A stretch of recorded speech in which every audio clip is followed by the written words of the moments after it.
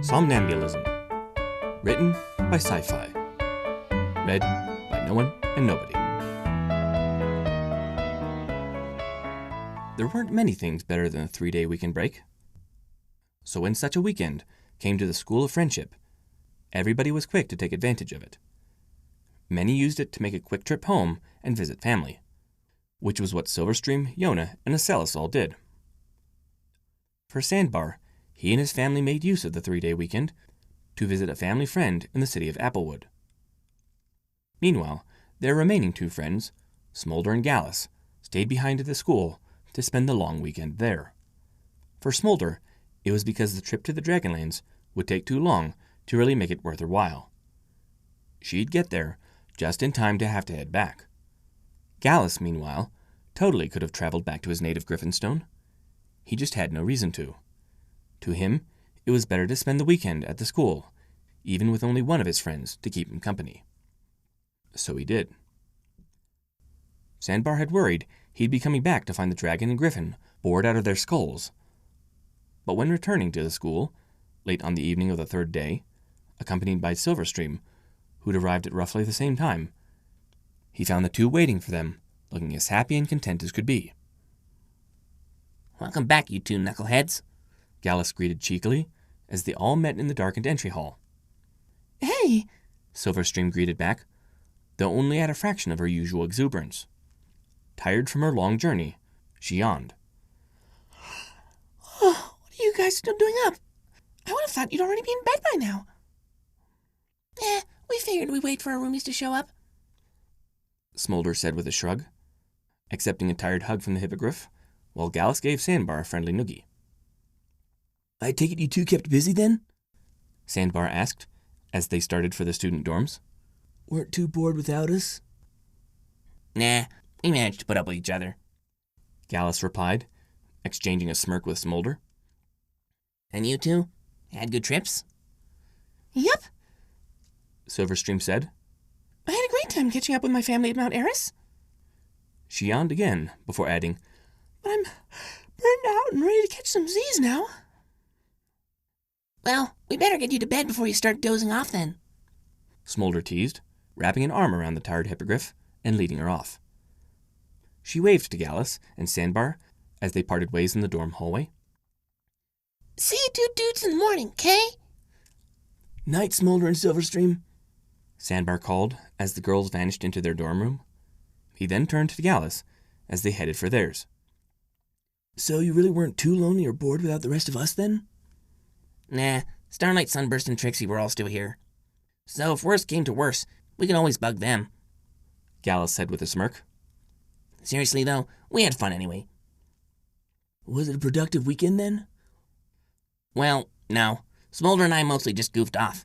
But still, all told, it wasn't too bad a weekend." "So, just what sort of things did you two even do?" Gallus hummed aloud as he made an exaggerated show of thinking about it. "Marco!" Smolder called as she stumbled along the school hallways, blindfolded. "Polo!" Gallus responded back from the other side of the hallway, watching the dragoness blindly blunder about with amusement. "Marco!" Smolder called again as she bumped into a wall, pounding it in frustration as she pulled away from it. "Polo!" Gallus again replied as he circled behind her, staying out of reach. "Marco!" Smolder called out once more, spinning around to follow his voice, only to immediately bump into a vase on a stand. "Oh, slag!" She cursed as the podium tipped over and heard the vase smash to pieces, while Gallus belly laughed behind her. The rock music was loud enough that it made the whole student lounge rattle, but seeing they were the only students there, Gallus and Smolder couldn't really bring themselves to care, especially as they were so lost in jamming along to the pounding music. Both wildly strumming out on air guitars, prancing aimlessly about in half-formed dance moves, not quite in time with the beat. "This music is great!" Smolder shouted to Gallus. "What?" Gallus shouted back, not quite hearing. "Exactly!" Smolder shouted back and went right back to jamming out.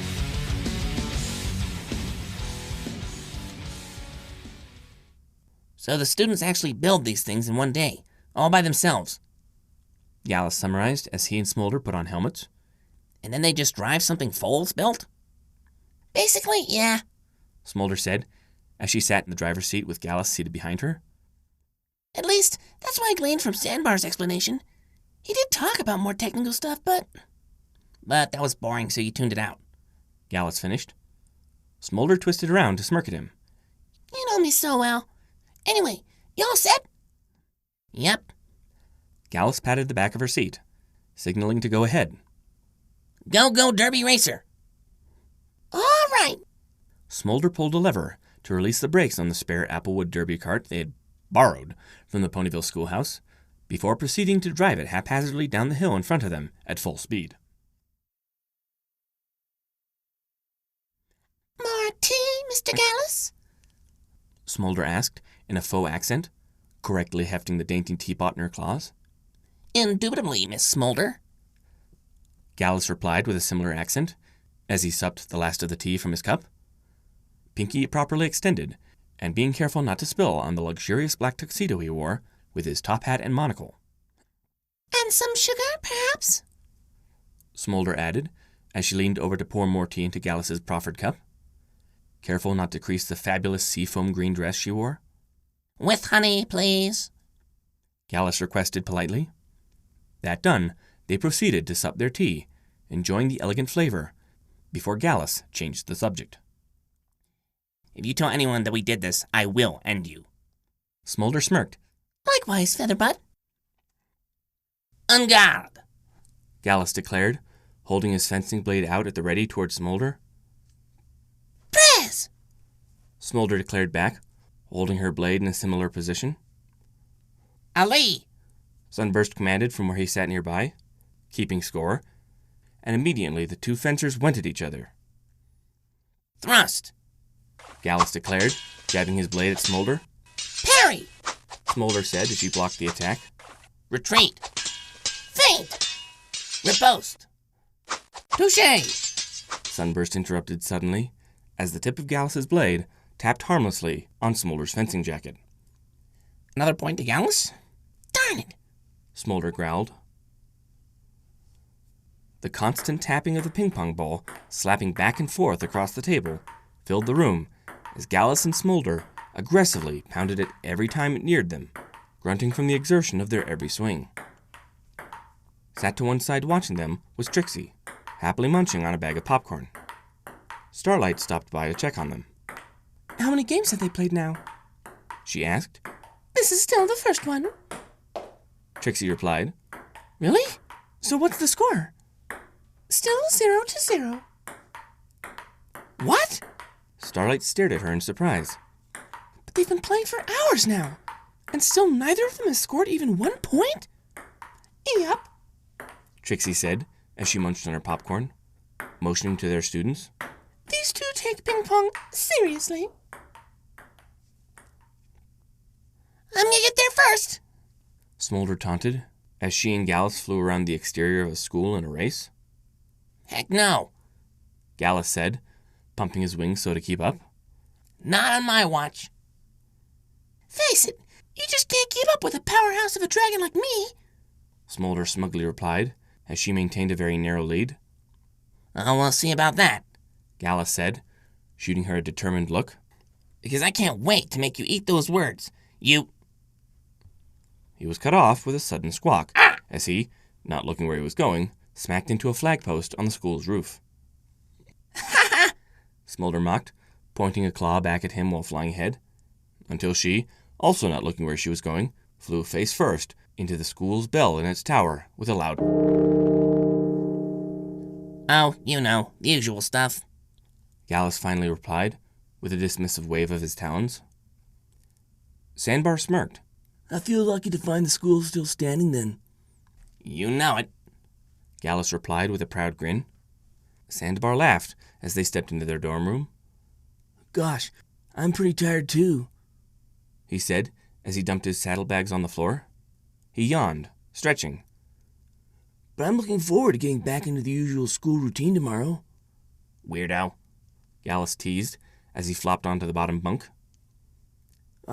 School's not all that bad, and you know it, Sandbar remarked as he pulled out a nightshirt and wiggled into it. All right. Gallus relented, leaning back on his sheets. I'll admit it'll be nice for things to get back to normal again, even if it is all lectures and homework and junk. Oh, we know you wouldn't still be here if you didn't at least enjoy some of it, Sandbar pointed out as he clambered onto the top bunk. Yeah, Gallus said, rolling his eyes and waving his talons vaguely in the pony's direction. Night, Sandy. Good night, Gallus, Sandbar replied back as he snuggled into his covers. See you in the morning. Mm-hmm. Gallus hummed as he threw on his covers and rolled over to doze off.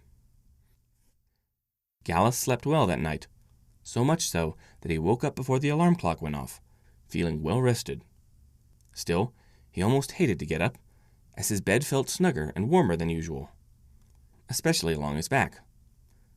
Debating whether or not to keep sleeping until the alarm went off, he rolled over to face the other way, only to have his beak bump right into Smolder's sleeping snout. With a panicked gasp, Gallus slept out of the bed covers like he had been scalded, banging his head loudly on the underside of the bunk above him, which made Sandbar snort and start to stir. Smolder's in my bed, he thought anxiously as he backed into one corner of the mattress, staring at the sleeping dragoness. Why is Smolder in my bed? Gallus? He heard Sandbar mumble above him, groggily waking up. Is that you? Sandbar! Gallus hissed back in a croaky wheeze, terrified of waking Smolder, uncertain what would happen. Help! What's up? Sandbar asked, shuffling around. A moment later, his head leaned over so as to peer down into Gallus's bunk. His eyes widened at Smolder, obliviously asleep on it, and Gallus, hunched in a clear panic, in the far corner against the wall. I know how it looks, Gallus hissed. but I swear she wasn't here when I went to sleep last night. I don't know how she got here. I just woke up and there she was. Sandbar furrowed his brow, clearly confused. Well, let's not panic, He advised, starting to climb down. I'm sure there's an explanation. There better be. Gallus wheezed, watching him. Sandbar hummed thoughtfully, surveying the sleeping dragon, before deciding to get it right from the dragon's mouth.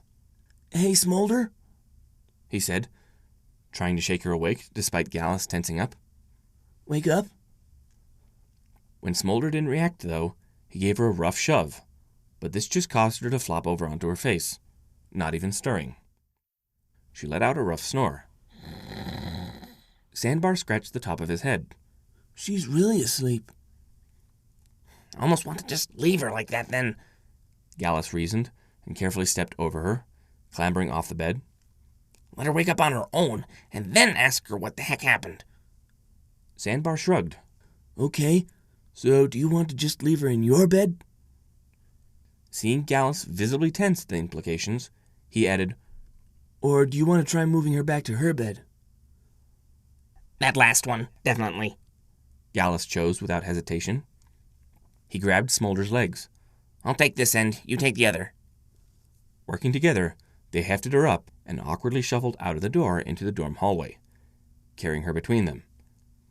It wasn't easy, as Smolder remained deeply asleep, and thereby limp and heavy. Grunting and hissing commands at each other, though, they eventually arrived at Smolder and Silverstream's room and started dragging her to the vacant bottom bunk. They were only halfway there when Silverstream's head popped out from the top bunk, brushing aside her nightcap's tassel and staring down at them in confusion, while they stared back up at her. Morning? She finally managed after a long beat. Morning. Morning. Both boys echoed back in the same unsure tone. Smolder let out a snore. They stared awkwardly at each other for a long moment.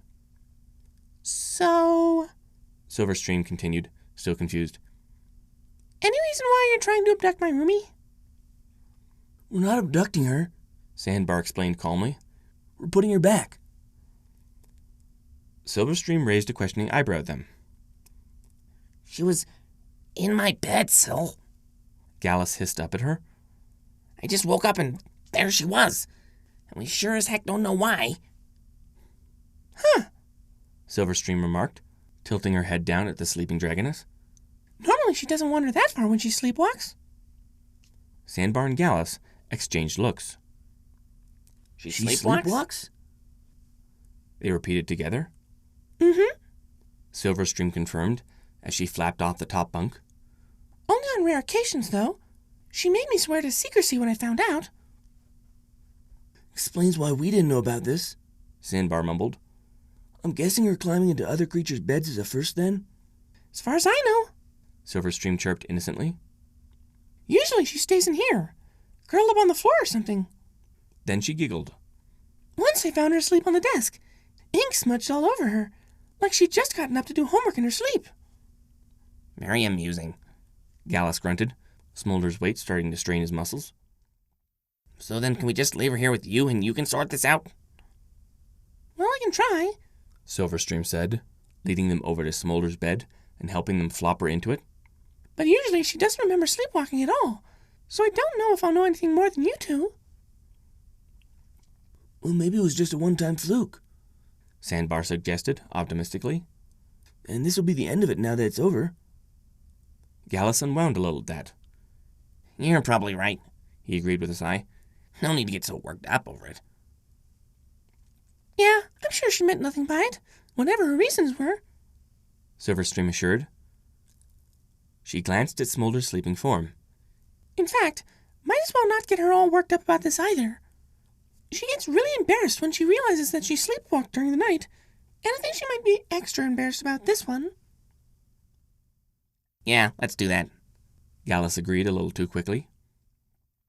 Let's just pretend this never happened. It was only a dumb sleepwalking accident after all. No one else needs to know. Sandbar wasn't so convinced. Are you sure? That seems like it might be pushing our luck. You want to be the one to explain to her that we found her asleep in another guy's bed? Gallus challenged. Sandbar blushed, seeing his point. No, He admitted. Well then, Silverstream said, clapping her talons together. since we're already up, we might as well start getting ready for classes. As Silverstream suspected, Smolder eventually woke up of her own volition, about a half an hour later, with absolutely no memory of the event. She just got up and proceeded with her day like nothing had happened. It wasn't quite so easy for the others, though, who struggled to keep quiet. It was especially hard for Gallus, who left with mixed feelings and spent the day trying not to look at Smolder in a weird light. He was pretty sure she noticed anyway, as she kept discreetly nudging him to spill the beans on whatever was bothering him. However, Gallus never cracked and explained, and by the end of the day, having come to terms with the incident, seeing no real harm was done, he started to resume focus on normal school life. He went to bed that night, feeling confident he'd put it all behind him. Except the following morning, he woke up feeling dread after noticing a warm, large lump snuggled next to him in bed. Oh, come on! He exclaimed when he saw it was Smolder, and again scrambled into the corner of his mattress, distancing himself from the sleeping dragoness. Huh? What? Sandbar grunted above him. A moment later, his head was sticking over the edge of his bunk again. One look was all he needed. Oh. Yeah? Gallus agreed with a frown. Oh. Sandbar clambered down for a better look. He looked concerned. Okay, one time could have been a fluke, but twice in a row? Then we better figure it out before she humiliates both of us any further. Gallus reasoned, clambering over the sleeping dragon to join him. They both tried to wake Smolder, shaking her, talking to her, even shouting at her. Unfortunately, Smolder was apparently a very deep sleeper, because she didn't even stir. So, having no other options, they once again carried her back to her own room, alerting Silverstream of the situation. This is weird, Silverstream remarked as they dumped Smolder into her bed. She scratched her head. There must be something she really likes about your bed, Gallus. Maybe she likes the company? Sandbar couldn't help but quip. Gallus shot him a look, not so amused. Guys, this is serious, He insisted. Think about how it'll make us all look if this gets around. He gazed concerned at Smolder. If she's really doing this unintentionally, then she doesn't deserve that. It's time we intervene for her own good. He sighed and turned to Silverstream. So, how do you usually get her to wake up? Oh, well, I don't. the hippogriff admitted with a sheepish shrug. She usually just wakes up all by herself. Until then, she's sorta... She tapped her beak, looking for the right words. How do I want to say it? Dead to the world? Sandbar offered. All right, fine. We wait until she wakes up on her own. Gallus relented. Then we sit her down and talk about this. That chance didn't come until breakfast, when Smolder found herself led into a secluded and empty corner of the school cafeteria.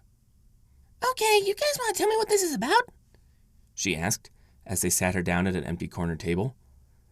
The other three looked at one another awkwardly, not wanting to be the first to broach the subject, which made Smolder grow concerned. Guys, is something wrong? Silverstream, seated next to her, leaned over to place a comforting set of talons on her shoulder.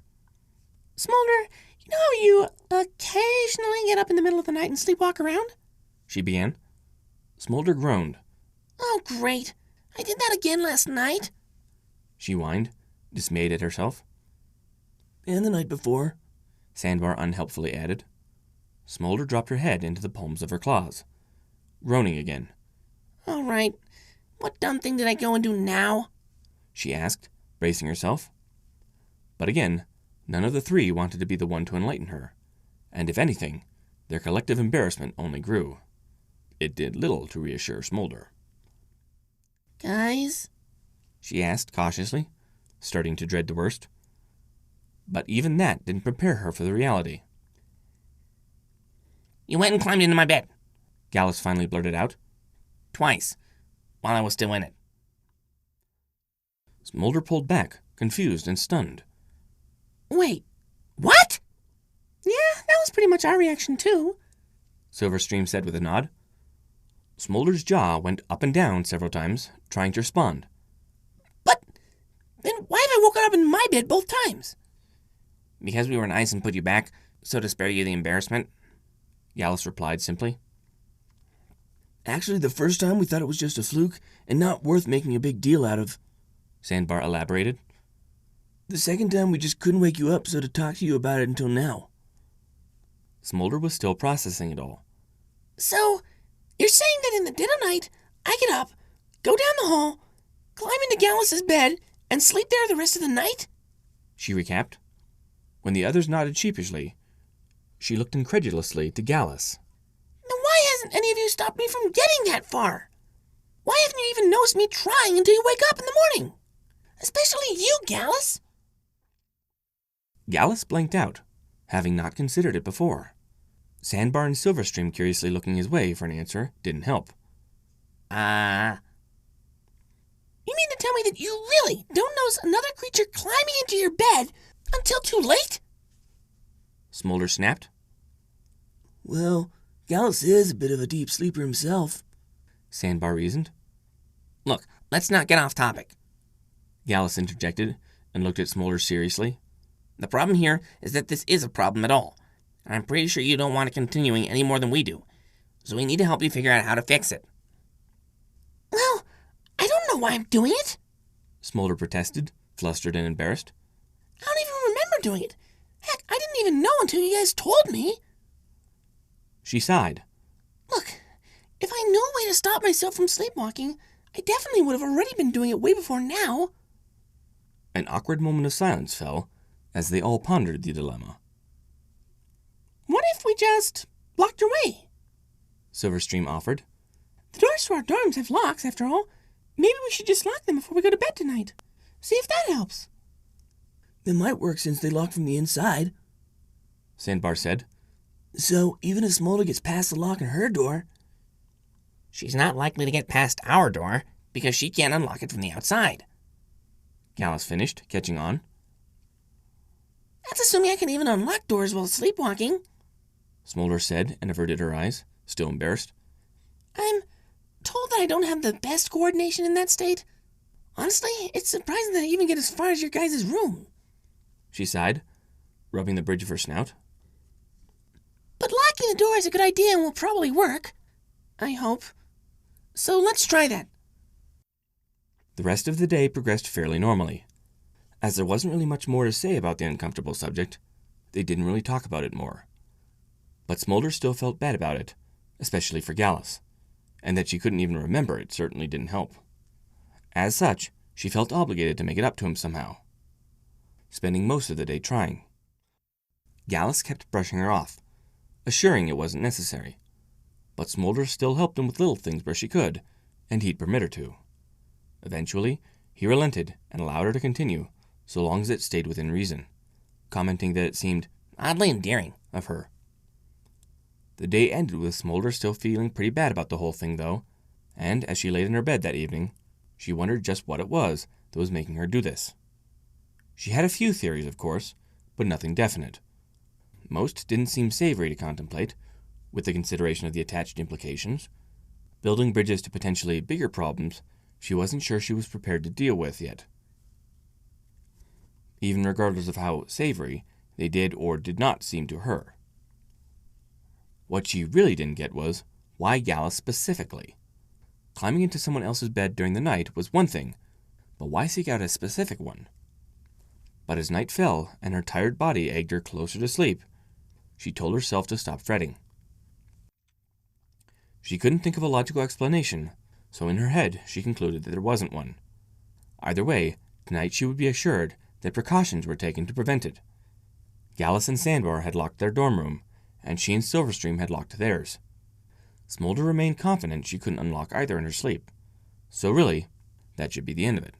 And of course, even if all else fails, she still had Silverstream keeping an ear out for her. You do have my back on this, right, Sil? Smolder thought to ask after some minutes of lying in bed pondering this. Fishy, fishy, fishy, fishy, fishy, fishy, Came Silverstream's response from the top bunk, jumbled into something of a half snore, half mumble. All right, maybe Silverstream wouldn't be that reliable, but Smolder still dozed off, feeling assured that this still wouldn't be happening again. The next morning, Gallus awoke to find Smolder in his bed again. Worse still, unlike the past 2 times where she was just curled up somewhere beside him, the dragoness had instead draped herself over top of him, wrapping her limbs loosely around him in a sort of sleepy hug. Gallus had very mixed feelings as he lay there, afraid to move. On one side, Smolder was surprisingly warm and cozy, like a big and heavy but scaly blanket. In any other situation, he'd hate to disturb this arrangement. But on the other side, this wasn't any other situation. Even though he knew she was a heavy sleeper and probably wouldn't wake up even if he threw her off, he dared not do anything to disturb her for several moments, trying to decide how to proceed. Eventually, though, he accepted that he was just going to have to slip out himself, even if it did disturb Smolder. So, moving carefully, he tried to wiggle free, only for Smolder to tighten her grip on him before he could, keeping him in place. Growing more alarmed, Gallus again wasn't sure how to react to this, but he knew it wasn't good. Sandbar! He hissed out, trying to get the attention of his roommate. Help! Sandbar! It took a couple tries, but finally he heard the pony stir. Gallus? He mumbled as he woke up. Is that you? Yes! Gallus kept hissing. Help! Oh. Sandbar made a groan as he guessed what had happened. Oh no. A moment later, his head was hanging down to investigate. His eyebrows went up at the sight awaiting him. Well, that's a new one. Stop gawking! Help me out! Gallus hissed. He couldn't quite shoot him a glare from his position, not with Smolder lying atop of him. She won't let me wiggle free. All right, just a second. Sandbar assured, and climbed down before stopping to survey the situation again. He looked a little amused. Looks sort of cozy, honestly. Cute, even. Gallus blushed, unbidden. Sandbar! He whined pitifully. All right. Let me see what I can do. He grabbed Smolder by the tail and tried to pull her off the griffin. Smolder seemed to sense it, though, and only gripped tighter. Tight enough that when Sandbar pulled her, Gallus got dragged along too. Sandbar hummed thoughtfully to that, then climbed onto the edge of the bed to try grabbing her around the middle. The result was no different, though. Smolder tightened her grip even further, and now entirely wrapping her arms tightly around Gallus's belly, like he was some full-sized plushie she was giving a squeeze. Gallus let out a noise that was part whimper, part groan, but he had an idea. All right, let me try something, he said, motioning Sandbar to back up. With a couple grunts, he then managed to roll over onto his back, pinning Smolder under him and exposing where her arms and legs interlinked. This allowed Sandbar to pry them apart long enough for Gallus to slink free, though it took a couple of tries, because if Sandbar loosened his hold for even a second, Smolder's limbs would snap back in place and pin Gallus down again. And she still managed to snag him around the hips once more while he was clambering off the bed, making him stumble. How did she even get in here in the first place? Gallus demanded as he finally struggled free, leaving her snoozing in his bed. I thought we locked the door. Sandbar glanced over at said door, saw it was ajar, and went to investigate. A few twists of the now noticeably looser doorknob quickly provided the answer. Looks like she managed to break the lock, he deduced with a wince. Really? Gallus asked, frustrated, then snorted as he moved to see too. Well, so much for her not operating locks while sleepwalking. He was suddenly jerked to a halt, twisting around to see Smolder had snagged the end of his tail in her grip. Shooting her an annoyed look, he pried it free again. All right, that's it, he growled as he marched for the door. We're waking her up. But how? Sandbar asked, having not forgotten all their failed past attempts. Oh, I've got an idea for that, Gallus assured as he went out the door. A few moments later, he came back with a big bucket full of cold water. Sandbar hesitated, watching him take it to the bed. These sheets are due for a changing anyway, Gallus justified, before dumping the whole bucket over Smolder's head. It worked. With a spluttering gasp and a jolt, she woke almost immediately, coughing and spitting water out of her mouth and nose. Annoyed, she wiped water from her eyes and saw Sandbar and Gallus standing there. What the heck, guys? She snapped at them incredulously. What are you two doing in my room? Oh, I wish this was your room, Smolder, Gallus assured wearily. Smolder paused and glanced around, noticing it really wasn't hers. Realization hitting her, her anger immediately vanished, and she shrank inward on herself in dismay. Oh no. Oh no. No. Gallus, I'm sorry. I know. Gallus replied with a heavy sigh, sympathizing. But clearly we're going to have to up our game on this. Once Gallus had put fresh sheets on their bed, they met up again at breakfast to reassess the situation. At her own insistence, Smolder sat alone on one side of the table, while the others sat together on the other. As she was visibly reeling with a whole storm of conflicting emotions, far more than normal for her, they looked at her with concern. This sucks, she finally blurted out. This has been going on for nearly all week now, and we still haven't beaten it. There has to be a reason for it, though, Sandbar remarked. I mean, there's clearly a pattern to it. Smolder? Silverstream gently asked, from where she sat on the end. Have you maybe thought this is because you're, well... Not wanting to say it in front of the boys, she tried to sign it by jabbing her head in Gallus's direction. Gallus glanced at her, confused, but Smolder understood what she was trying to say. The same thought had already occurred to her before, but she dismissed it then as unlikely. Now it was back in full force, but the implications intimidated her, especially as she didn't think Gallus would be on board with it.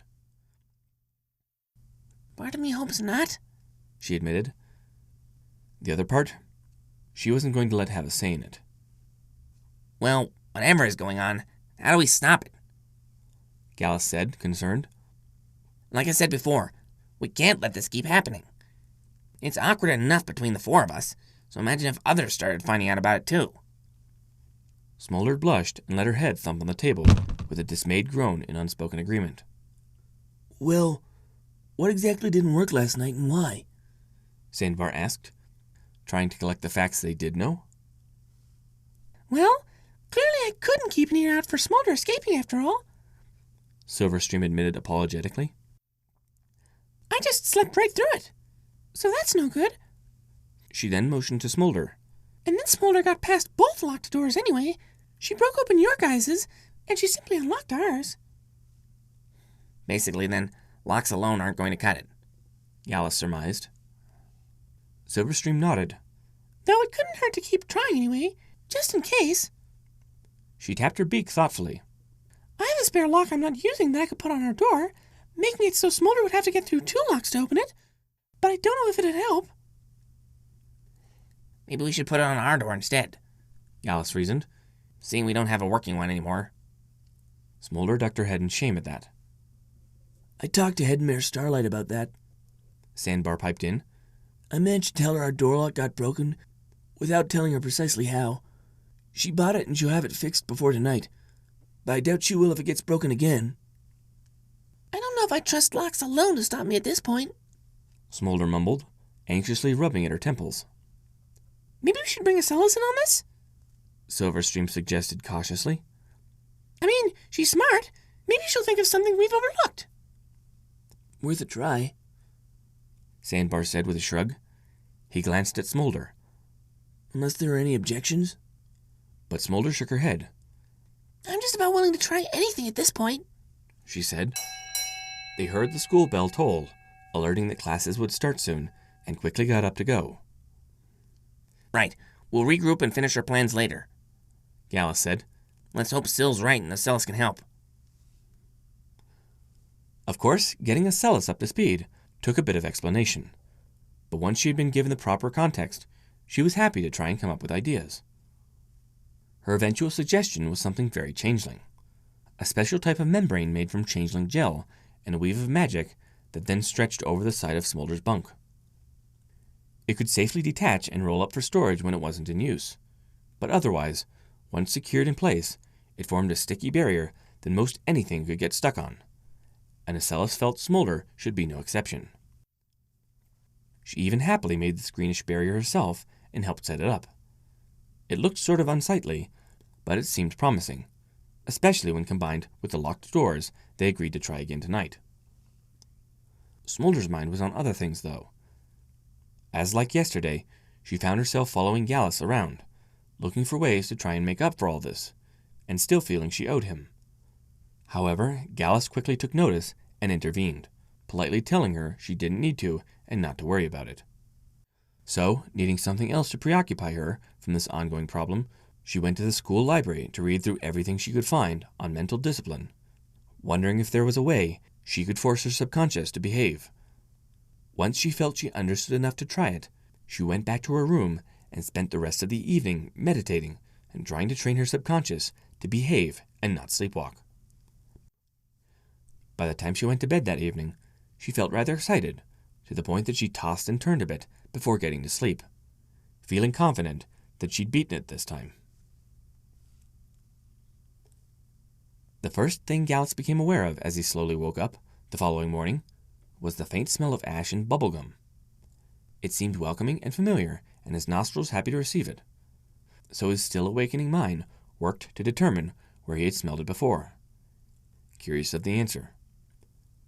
Until he remembered that Smolder liked to use bubblegum-scented shampoo, and that like most dragons, she tended to have a faintly ashy smell surrounding her at all times. Eyelids flinging open, he found his beak was tucked neatly into the crook of Smolder's neck, curled up asleep in front of him, and snuggled close. Very close. Even worse, Gallus had at some point wrapped himself around her in his sleep, only worsening how it looked. If it wasn't for Smolder facing the wrong way, they'd basically be spooning. Gallus's first instinct was to quickly pull away, but found he already had something flat against his back and something dangling right over his head. Glancing upwards, he realized there were fancy gowns of all sorts. Looking behind him, the something flat proved to be a large cardboard box. It was labeled, "Definitely not girly tea sets." But hearing how the contents musically clinked together whenever he bumped it, he knew better than to believe it. Peering down towards his feet next, he realized he wasn't even in his bed this time, and was instead lying halfway out of an open dorm closet. In fact, this wasn't even his room, but Smolder and Silverstream's, judging from how his blanket was wrapped and tangled around him, Smolder must have literally dragged him out of bed and down the hall to get here. Several questions of why sprang to mind, but Gallus decided to prioritize getting out of this compromising position before anyone saw them. But Silverstream's head leaned into view before he could do that. Morning! She greeted, a little too chipper. This is a new one, isn't it? Gallus stared at her for a second, trying to work out how to explain this. Then, conceding that he couldn't, he changed the subject. So I take it Acellus' barrier and the extra lock did squat, huh? Looks like it. Silverstream said, and looked over to Smolder's bunk bed, where the green membrane had been ripped to shreds. I think Acellus forgot to consider dragon claws. And as for the lock, well... She stepped to one side and swung the door fully open, so Gallus could see. Where there had been the doorknob was now a black and scorched doorknob-shaped hole. Gallus's eyebrows went up as he understood. She used her fire breath to melt the lock? Yeah, explains why I remember smelling smoke during the night. You smelled smoke, suggesting a fire, and yet you kept right on sleeping. Well, at the time, I was dreaming I was swimming through Sequestria and just thought it was on fire. But that was silly because how could it be on fire when it's literally underwater, so... Silverstream's tale was interrupted when Smolder suddenly stirred and pushed herself partway up. She blinked blearily at Gallus, still next to her for a moment, before going bug-eyed and throwing herself against the frame of the closet door. Oh, rocks, Gallus! She exclaimed, her eyes darting around, taking in their surroundings in a panic. This is my hoard! You're in my hoard! Gallus went confused. Your hoard? Seems you dragged him in here last night. Silverstream elaborated, also taken aback. For a moment, Smolder looked like she would either have a seizure or die of chronic embarrassment. But that means... Out! Everybody out! She started pushing them both out of the room. Out, out, out, out! It's... You see, I need alone time. Right now. No disturbing. She then slammed the door shut after them, or at least tried, seeing that the damaged door wouldn't properly latch at the moment. They stood there in surprise for a moment. Well? Silverstream finally declared, putting her talons on her hips. Gallus, meanwhile, was frowning. What did she mean by hoard? He asked. That's what she calls that stash of stuff she keeps in the closet. Silverstream explained with a shrug. Gallus tapped his chin for a moment. So, is she seeing me like some sort of possession for her hoard or something then? Or is it more... He suddenly stopped as it started to click together. Oh. Smolder spent the rest of the day hiding in her room, refusing to allow many visitors or even explain why. It was clear she was feeling very on edge, almost panicked. But since she was her roomie and needed access to the room too, Silverstream was permitted entry, and going cautiously, she attempted to coax Smolder into explaining what was up. Eventually, Smolder caved and told all, what made Silverstream not just promise, but pinky promise, not to tell anyone else, leaving her obligated to respect that wish.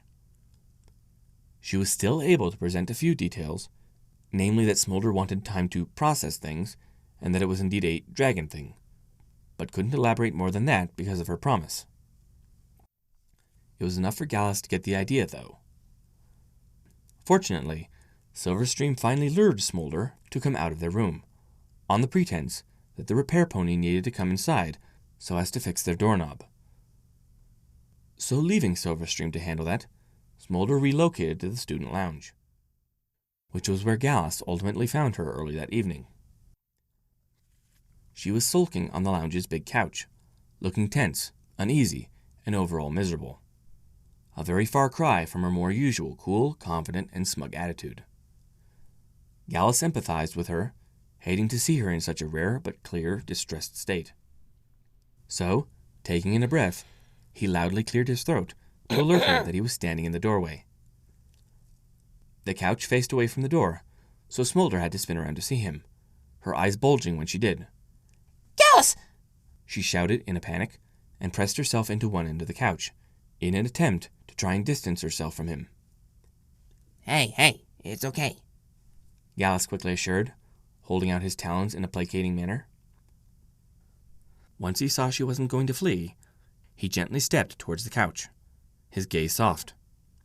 I'm not here to cause any trouble, and I promise I'm not mad. We're friends, after all. It's going to take more than all this to change that. It's not you I'm worried about, though, Smolder mumbled guiltily, nervous as she watched him approach. Gallus made a small smirk. Don't trust yourself at the moment, huh? He opened his wings and flapped gently over to the back of the couch, seating himself at the other end so as to respect Smolder's desire for some distance.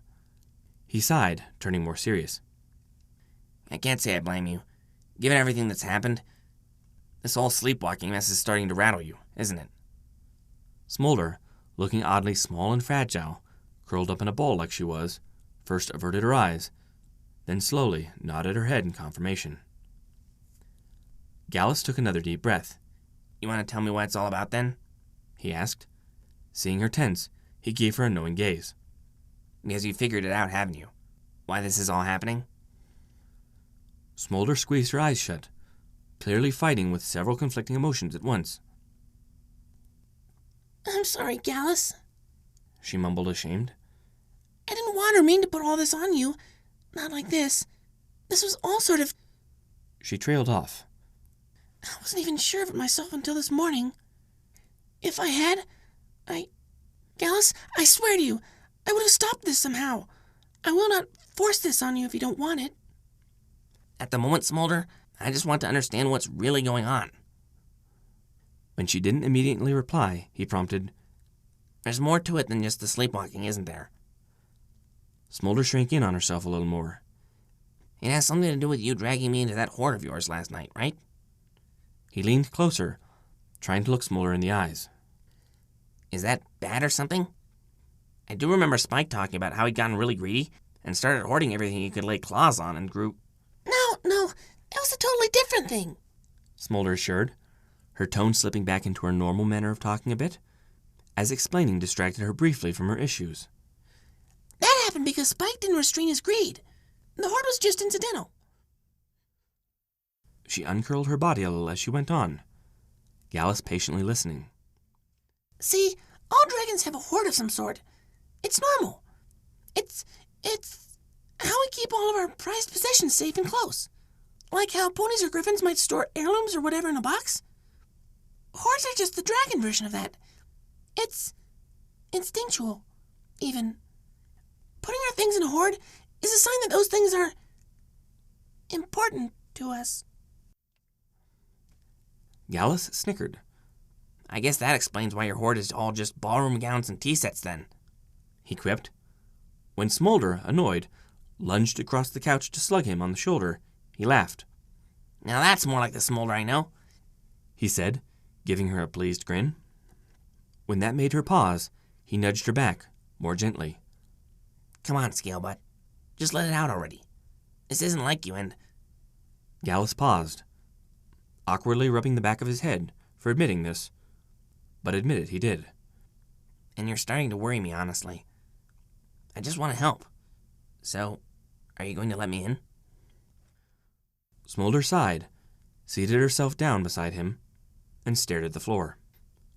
She didn't talk for a long moment, but Gallus didn't rush her. There was this dragoness I used to hang out with. She started explaining abruptly. A little older than I am. When we met, I had just molted, gotten my wings, and really going solo out into the world for the first time. And she sort of helped me walk through the basics of it. Gallus didn't see how this related to things, but he didn't question it. Was she a friend or something? More like an ally, Smolder said. We looked out for each other, at least. She shook her head. The reason I'm telling you all this, though, is because a few years back, she met this Drake, and they started hanging out. I had taken him to be just, one of the guys at first. But then she drags him off to the cave where she keeps her hoard, saying she wanted him to be part of it, and... She sheepishly rubbed her arms. Well, to keep it short, they just had their second clutch of eggs this past dragon hatching season. Ah, Gallus said, nodding his head as he caught on. So this adding someone to a horde thing is basically a dragon's way of declaring their interest in someone? Right. Smolder averted her eyes, blushing. So I guess I don't need to explain what's significant about me basically doing that with you. Sleepwalking or not. She eyed Gallus warily, fearing his response. But other than falling quiet and adopting a faraway look, his non-reaction was almost disappointing. You're taking that better than I thought you would. To be honest, Smolder, Gallus said, giving her a sheepish grin. I had already started to suspect earlier in the week. He shrugged at her surprise. It was the only thing that explained this whole sleepwalking into my bed thing that also made sense to me. He sighed, averting his gaze. I wasn't positive, though, so I kept quiet. And I thought, if that was the case, you would have made it clear way before now. He gave her a teasing grin. You're not exactly the subtle type, after all. Smolder played with the tip of her tail for a moment. The thing is, I'm only just figuring this out for myself. Because I think I've been in denial about it. She shrugged. I guess I just always figured it'd be another dragon. So much that I never really considered it could be a non-dragon. So I guess whenever my thoughts drifted to, well, you, I just shrugged it off because you're a griffin. But it was still there, niggling in the back of my head, until we hung out together the whole of that 3-day weekend, and I think I let myself start getting attached. She winced, kicking her feet. And I guess the rest of me finally got tired of waiting for me to take the hint, hence the sleepwalking and all that. She sighed, looking Gallus in the eye with a look of concern. That's why I've been hiding all day today. Not only did this all catch me off guard, I worried these dumb hoarding instincts were trying to force it to happen, and I figured you wouldn't roll with that, and I definitely don't want to make you. She studied his face. Are you mad? Gallus thought about it for a second, then shrugged. Honestly, I'm more flattered than anything. He laughed. You dragons always seem to me like you'd have pretty high standards, so for any dragon to show interest in a jerk like me... But you're not! Smolder interrupted, grabbing him by the shoulder without thinking. You act like you don't care and all that, but in reality, Gallus, you're a good guy. A really good guy. She tapped the center of his chest with one claw. Under that hard shell you build up around you beats a good heart. You hide it, but every now and then, that shell cracks enough for the rest of us to see the real you. She sighed, then let herself thump her head onto the griffin's chest, who was taken aback by the uncharacteristic show of affection. Like, right now. Despite all this crap I'm putting you in, you're still looking out for me like... She squeezed her eyes shut and pulled him into a hug, voice dropping almost to a whisper. Like the concerned friend you are. Like you care. Because you do. She made a shuddering inhale, as if suddenly freeing herself from a heavy weight. That's what I love about you. It's not your looks or your species, or any of that stuff on the outside. It's what's on the inside. For a long moment, Gallus just sat there numbly, arms held askance uncertainly. But then he gently let his talons settle on Smolder's back. Gingerly at first, then with more confidence. Finally, he returned the dragoness's hug in earnest and held it there for a long moment, the two simply savoring the moment. Ah, Smolder, He said, not quite managing to hold back a sniffle. you know just what to say. Smolder smirked to herself. It was a lucky guess, honestly. Gallus chuckled. You know, I could say the same things about you. Smolder's grin turned more warm and genuine. I know. At the moment, though, she couldn't care, just wanting to savor this heart-to-heart. But then, Gallus pulled away, holding her in front of him. You're still right about one thing, though. This whole sleepwalking to beds thing you've been doing, that really isn't how I want this. When Smolder's head started to sink, crestfallen, though, he slipped a talon under her chin to lift it again. So, let's just not do this that way, Smolder perked up, surprised, yet hopeful. You really want to? Gallus averted his gaze. Admittedly, I haven't really been looking for a relationship, much less with any of you guys. I had just always seen you as my friends. Never really stopped to think any of you could be more than that. He gave a warm grin. But if you really think we can make it work, then sure, I'm willing to give it a shot. He laughed as Smolder's face lit up and grabbed him in a big hug again, this time with a bit more force to her squeeze. Besides, we still haven't figured out how to stop you from sleepwalking to my bed every night. I don't know, Smolder said, noting how she was feeling not just happy, but also at peace with herself, more than she had all week. Something tells me that's not going to be a problem anymore. Gallus grinned knowingly, stroking her spines. Maybe you're right. So, not worrying about it, they both sat there on the couch instead, snuggling together, and stayed like that for some hours. When Sandbar awoke in the morning, he realized that everything seemed to be quiet, and all was well for the first time all week. But when he climbed down from the top bunk, he was almost unsurprised to see Gallus's bed still had an extra occupant in it, like before. The dragoness snuggled up against his side, with Gallus's arm draped over her. Both looked quite content, so much so that he almost hated to disturb them, but he still felt obligated to. Hey, He said, reaching over to shake the griffin awake. Gallus, wake up. Gallus snorted, then blearily looked up at him. What? He asked sleepily, stretching a little. Smolder sleepwalked into your bed again. Sandbar said, nodding his head at the sleeping dragon. Oh, that. Gallus gave Sandbar a knowing grin. She wasn't sleepwalking this time. Sandbar's eyes went up. Oh. He said, understanding as he grinned too. Oh, I see. He pulled away, satisfied there wasn't a problem. Then I'll stop disturbing you and butt out, unless you want me to wake you up. Gallus considered it for a second, then shook his head. Nah, He said, snuggling back up to Smolder. we've had a pretty eventful week, and it's a Saturday. I think we'll sleep in.